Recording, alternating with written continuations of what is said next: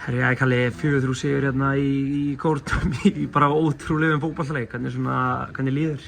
Bara mjög vel með hennar sigur og geggjað að skora tvennu, skora sigurmarkið.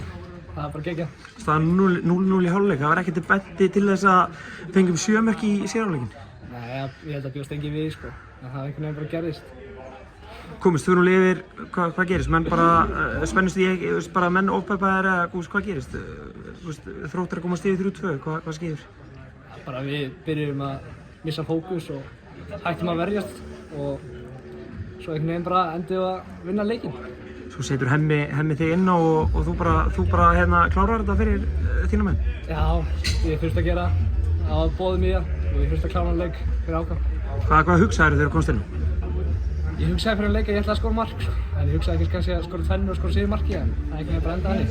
Veit að mikið undir, spennustíð hlýtur að vera hátt fyrir leik, sæti best undir, hátt spennustíð fyrir leik? Já, það var mjög hátt sko, þetta er bara gríðarlega spennandi leiki sko.